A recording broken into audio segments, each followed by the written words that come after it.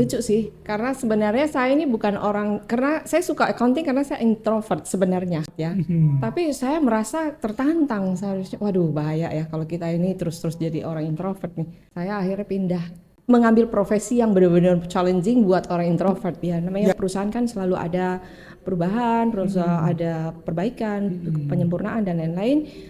Kemudian satu hari membentuk divisi priority banking. Jadi dibentuk kemudian dibikin suatu gedung khusus yang di Slamet Riyadi. Itu gedung itu kemudian dijadikan priority center. Saya ditunjuk untuk menjadi pimpinan di sana lah, memegang priority center head lah. Karena kan kalau kita mau pikir semua bidang usaha apapun, industri apapun sudah ada orang lain. Betul. Iya kan? Betul. Kalau kita cuma takut dan melihat hal yang seperti tadi yang dia sudah besar, kita tidak pernah bisa berbuat apa-apa lagi.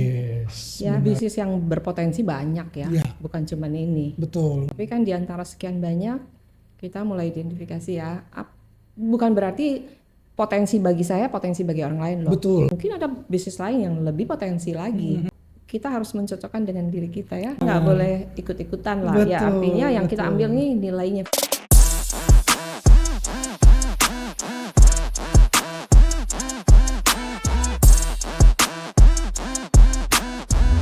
Halo sahabat Hendro Nugraha, apa kabar? Jumpa lagi bersama dengan saya dalam program Bisa Bincang dalam Lensa. Senang sekali hari ini saya kedatangan sahabat saya, seorang mantan profesional yang bekerja sebagai banker, tapi kemudian banyak bermanuver sampai sekarang jadi seorang pengusaha, tapi juga memegang jabatan-jabatan yang sangat penting di organisasi-organisasi yang sangat profesional.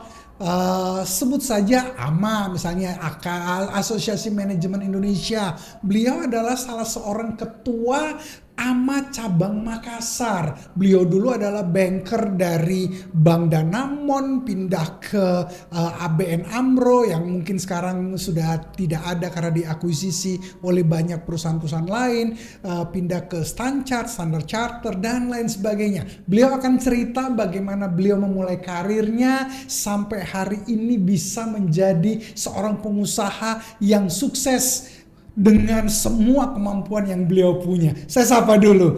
Halo Bu Ana, halo, apa kabar? Baik, luar Thanks biasa. for coming ya Bu ya. Mau Sama-sama. singgah menyempatkan waktunya untuk sharing dengan teman-teman. Bu Ana sebagai kita bicara yang hari ini, Bu Ana sebagai ketua AMA. Ya. Dibayar nggak sih Bu? Enggak. Teman-teman nggak dibayar loh, tapi beliau adalah orang yang sangat dedicated. Sudah 2 periode ya? 2 atau 3 ya? 2 periode. Kayaknya bakal lanjut lagi.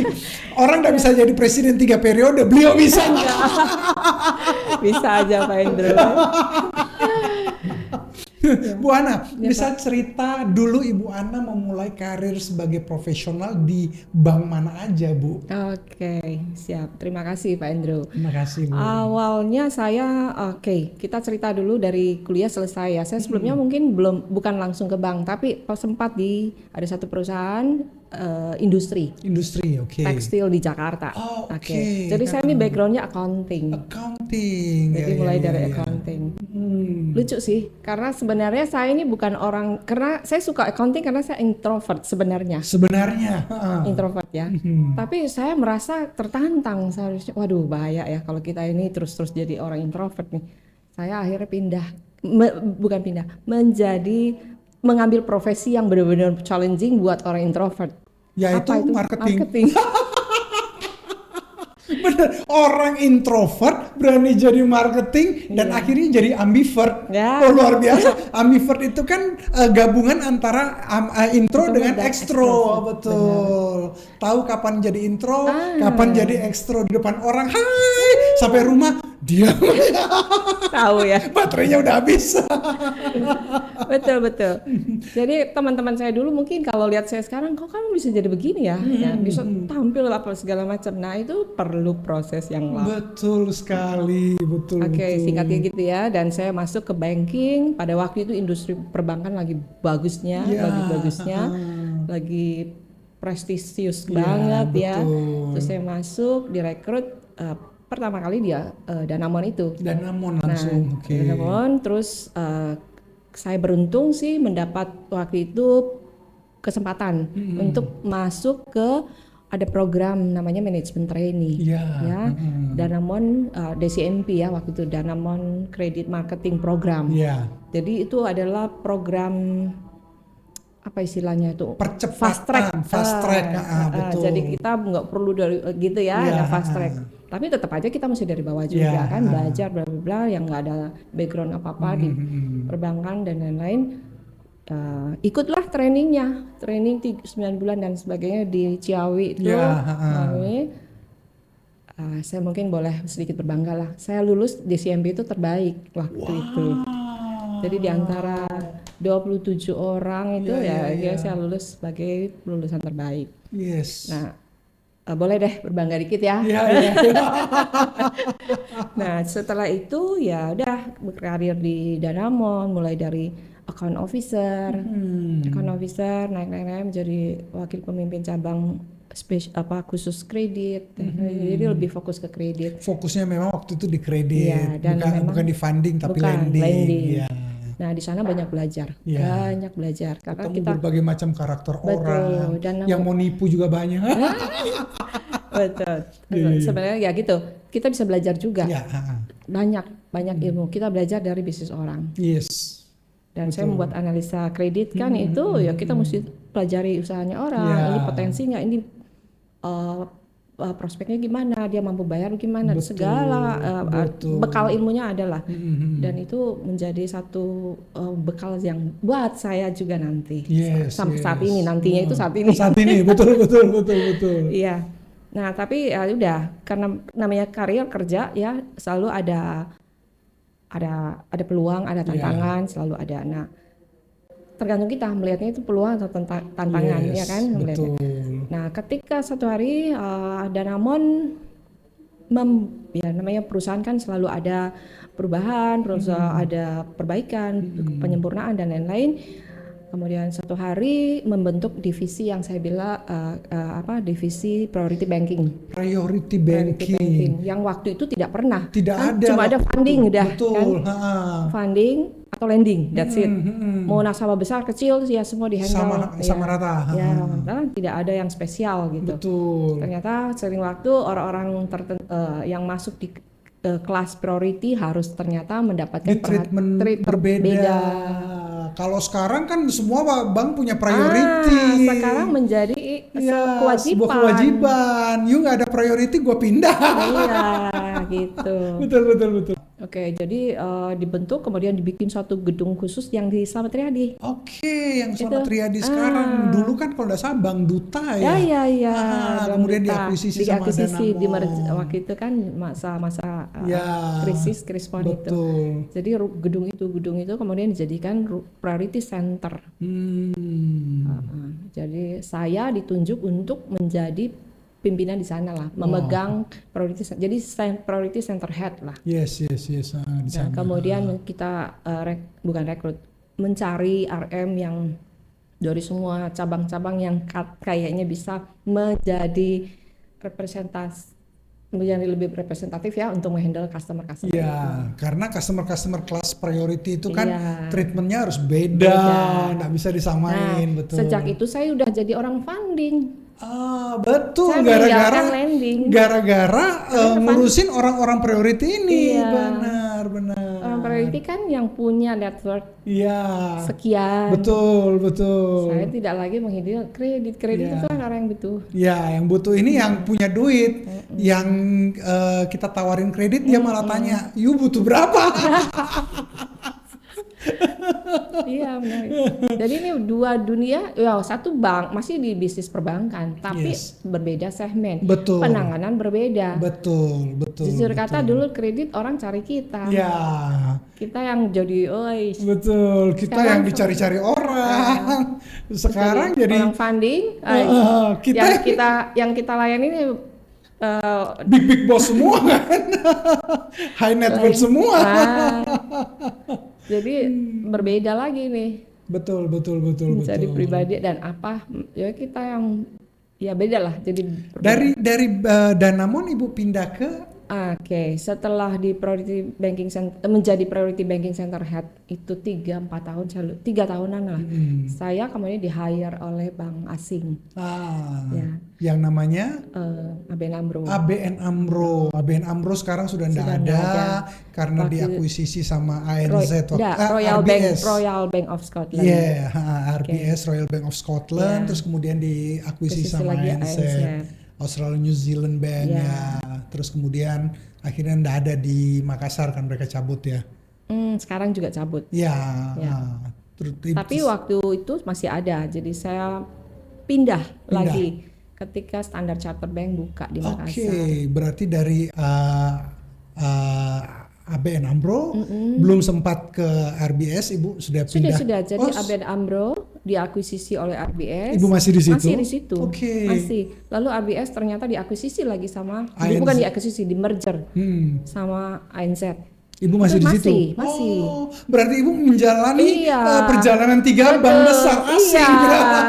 Jadi kalau di CV saya kelihatannya bagus ya. Saya udah punya di mana. Padahal satu tempat aja.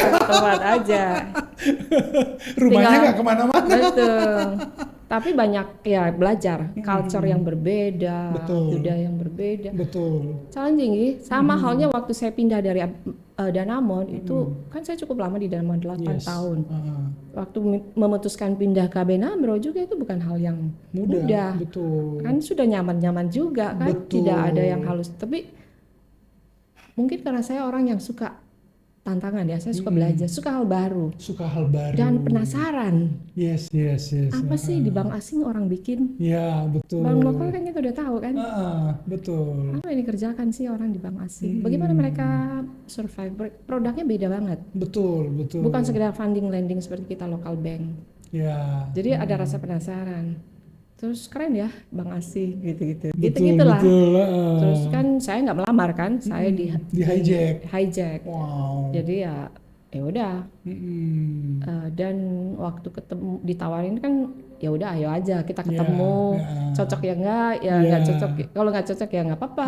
Cocok ya dapat teman. Saya selalu begitu. Iya. Ayolah kalau mau ketemu. Akhirnya kayak gitulah dia jadi ketemu jodoh lah ketemu di situ. Nah dia perjalanan seperti itu Pak Andro. Nah Bu, dari Ibu sebagai profesional banker yang punya posisi sangat bagus, Ibu memutuskan untuk pindah kuadran jadi entrepreneur.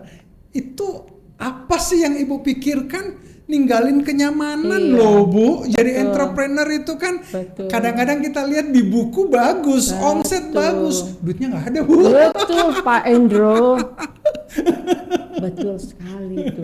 Dan itu kenapa tidak Ibu berani memutuskan? Itu memang keputusan terbesar yang saya pernah ambil dalam hidup saya. Walaupun memang waktu itu almarhum suami saya masih ada ya. Ya, cuman karena sebagai orang karier saya juga kita masing-masing menjalankan profesi. Saya juga menjalankan profesi, hampir juga decision ya dibalikin ke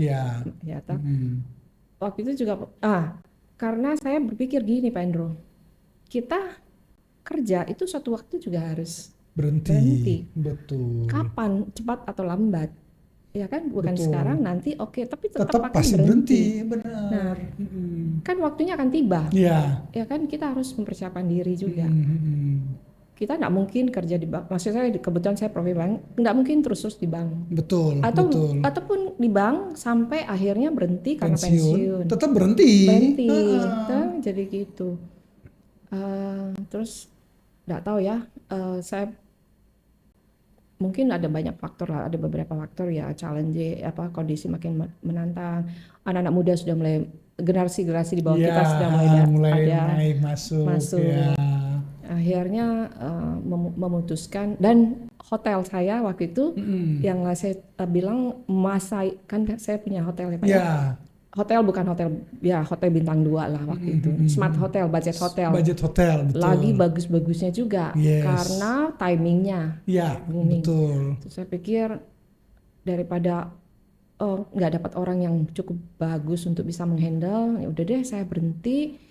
saya kelola aja hotel. Mhm. Jadi ceritanya bantu suami saya yang kebetulan dia juga punya usaha yang berbeda. Kan begini Bu, banyak orang berpikir ibu Ana bisa jadi entrepreneur kan karena pasti orang tua ngasih modal gede, pewaris lah. Tapi punya hotel itu kan bukan warisan Bu. Bukan. Teman-teman, Bukan. Ibu Ana memulai jadi pebisnis itu bukan warisan loh. Bukan. Jadi kalau teman-teman lihat hari ini Ibu Ana bisa jadi seperti hari ini, itu start from zero karena bukan pewaris. Betul. Jadi punya hotel itu pun juga karena mungkin waktu itu masih Kumpulin kerja di bank bank, ya. ya. Tahu ada informasi, Ya, ada hotel mau awal dijual. muasalnya hotel kalau boleh cerita. Boleh. Boleh cerita ya. Tidak langsung besar.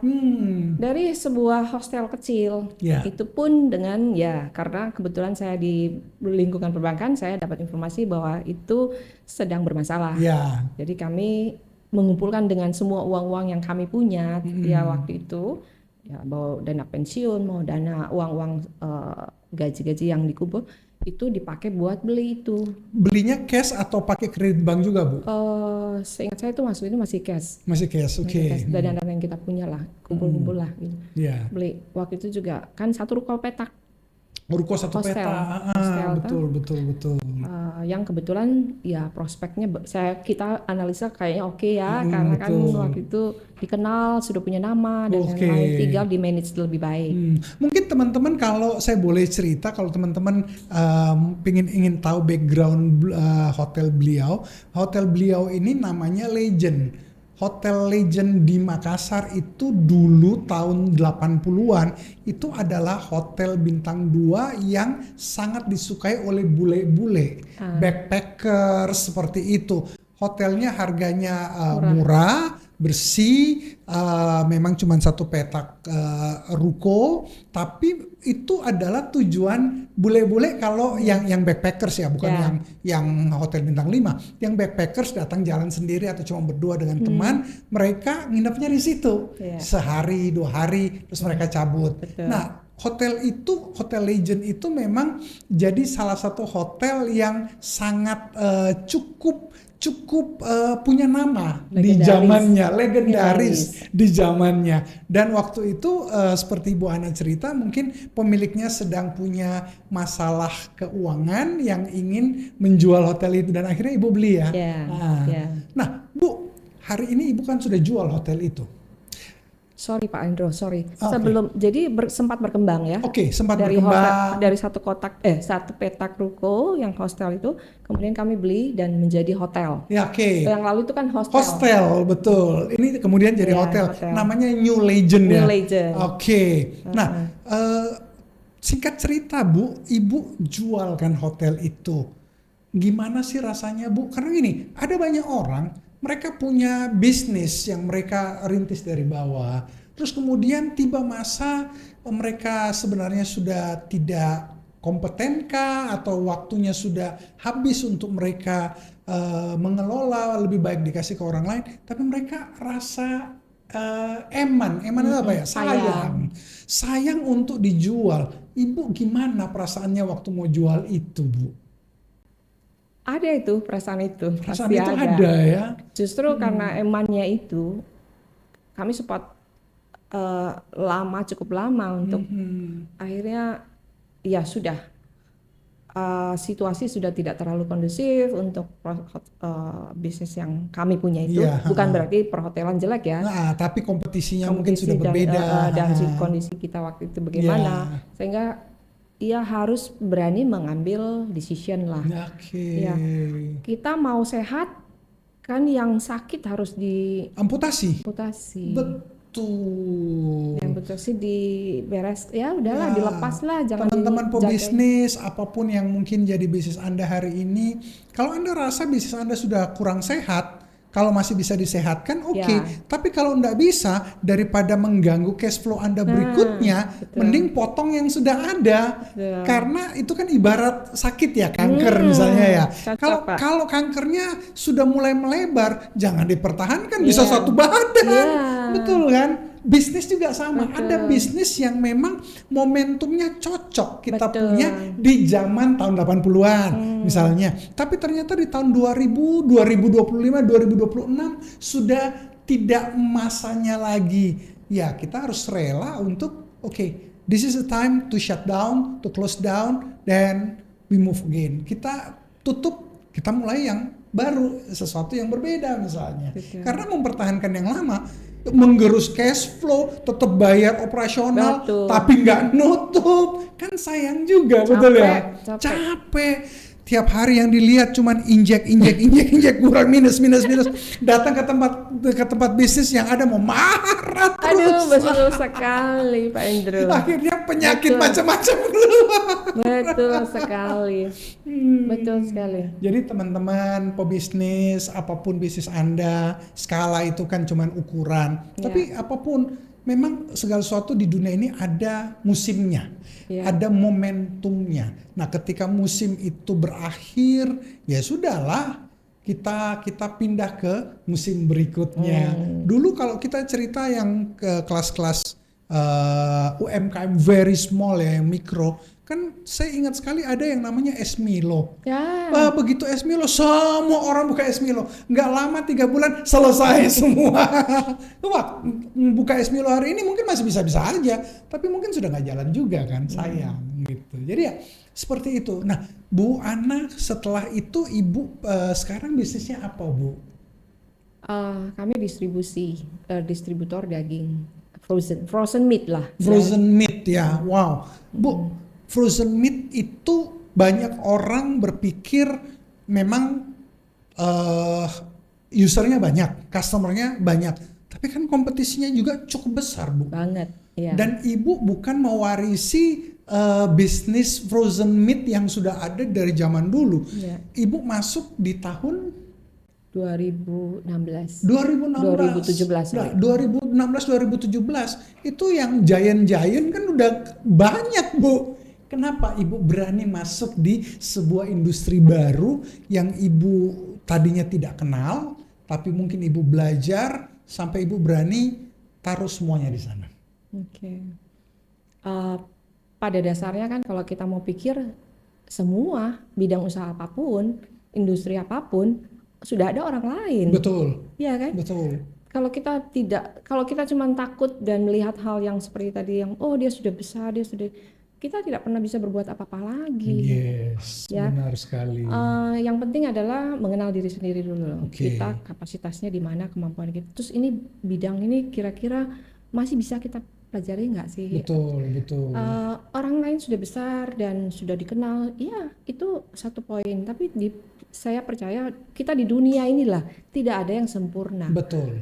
Punya kelebihan pasti ada kekurangan. Yes. Nah, kita masuklah di kekurangan atau ketidaksempurnaan orang bisa menjadi peluang buat kita. Kelemahan dari perusahaan lain bisa menjadi peluang untuk perusahaan kita ya. Iya. Jadi kalau kita mau berbisnis jangan selalu lihat, dia kan Iya. sudah ada yang besar, sudah Iya. nggak pernah jadi ya, Nggak Bu pernah ya. jadi. Nah, banyak teman-teman seringkali punya mimpi jadi pengusaha, tapi nggak pernah jadi karena nggak berani melangkah, Iya. karena selalu dikuasai oleh ketakutan. Nanti kalau rugi bagaimana? Iya. Nanti kalau selalu yang dipikir ruginya. Iya. Dia juga lupa bahwa di samping Ada kerugian potensi. ada potensi. Iya. Nah, teman-teman, di bisnis apapun selalu ada kelebihan dan kelemahan. Iya. Tidak ada bisnis yang sempurna, kata Bu Ana. Beliau berani memulai berbisnis frozen meat, daging-daging beku, frozen food seperti itu. Itu karena melihat ada potensi. Kalau ada potensi, pikirkan potensinya. Memang tetap harus mengukur resiko. Tetapi kalau yang dilihat resiko terus, nggak pernah jalan. Tapi kalau juga yang dilihat potensi terus, hati-hati.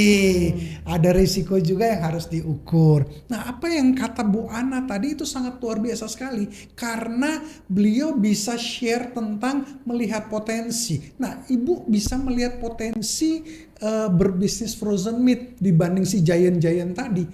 Apa sih yang Ibu lihat selama ini, Bu, sampai Ibu berani masuk di industri itu? Yang pasti kan bisnis yang berpotensi banyak ya, Ya, bukan cuman ini, betul. banyak banget. Mm-mm. Tapi kan di antara sekian banyak, kita mulai identifikasi ya, bukan berarti potensi bagi saya, potensi bagi orang lain loh. Betul, belum tentu, Ya, belum belum tentu, tentu. ya.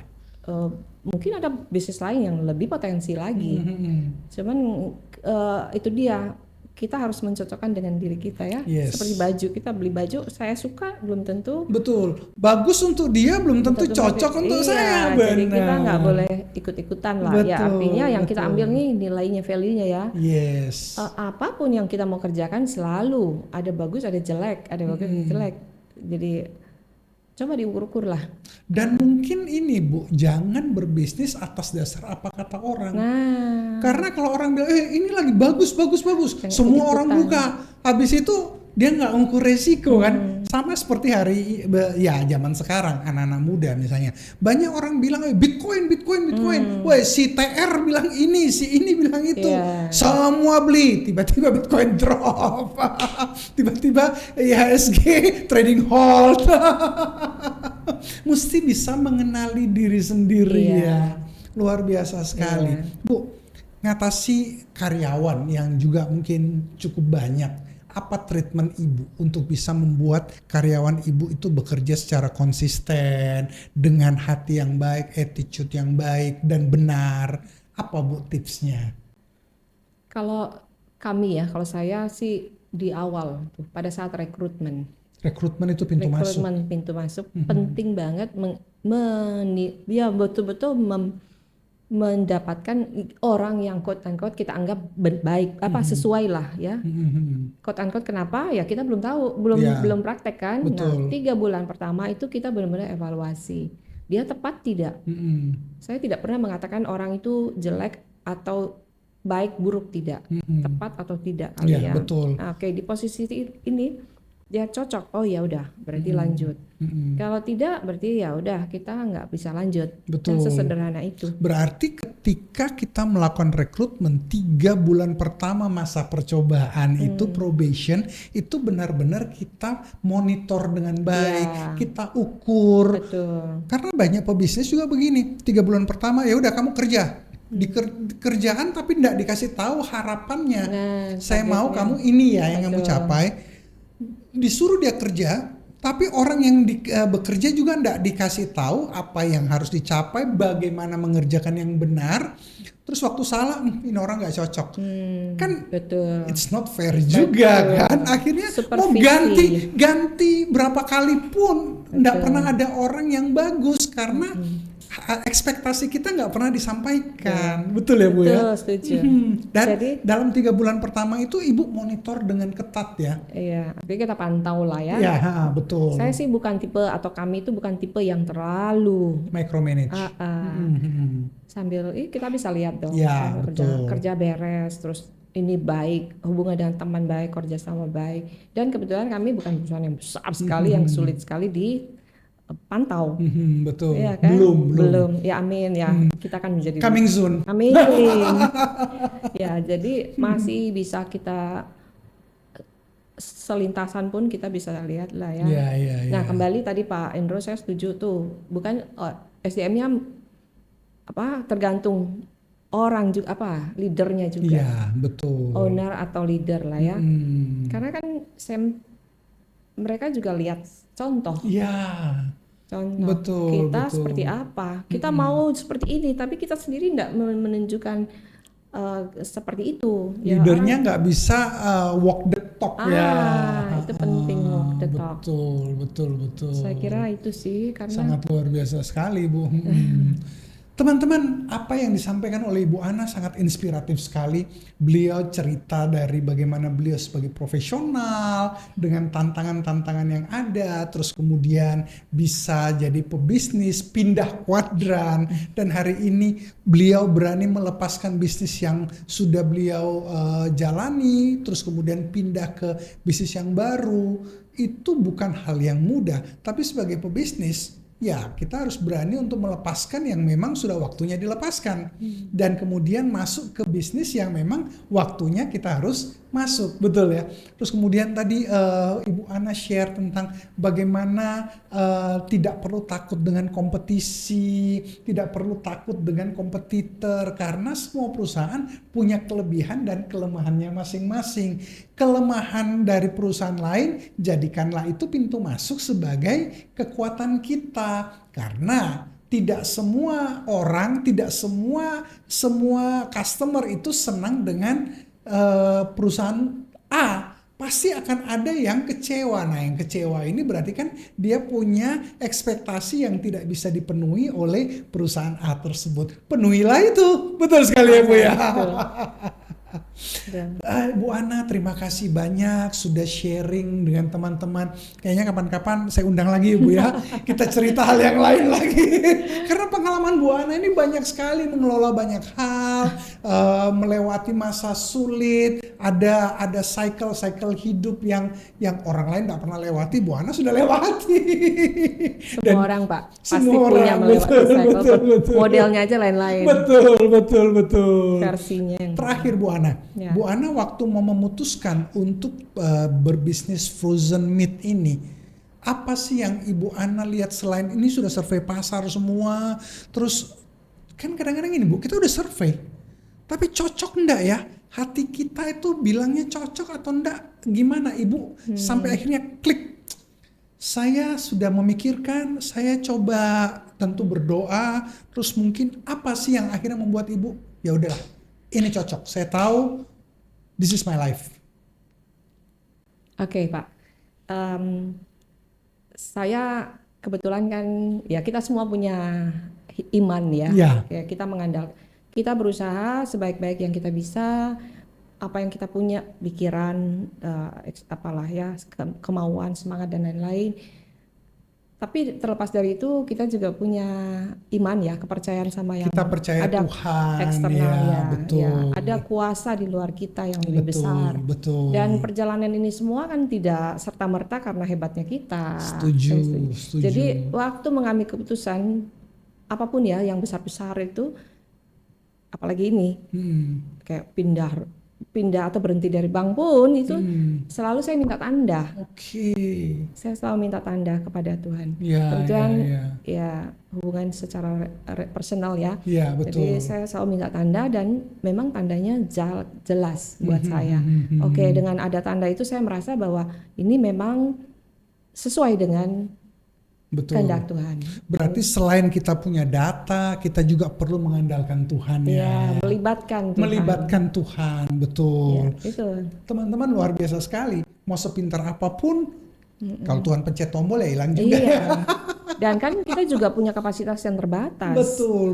Kita kira semuanya sudah beres. Benar. Jadi kita nggak tahu. Betul, Ya, itu sih. betul. Jadi memang ada hal yang di luar kita yang Ada kita X factor. faktor. Ada faktor yang di luar kuasa kita. Iya, betul. Nah, itu kita jangan lupa. Harus terus bersandar dan melibatkan. Libatkan Tuhan dalam Iya. segala sesuatu yang kita Dan kita kerjakan. melangkah juga lebih enak karena Iya. kita merasa ya kita ada support. Ya, betul. Jujur ya, saya disupport oleh siapa?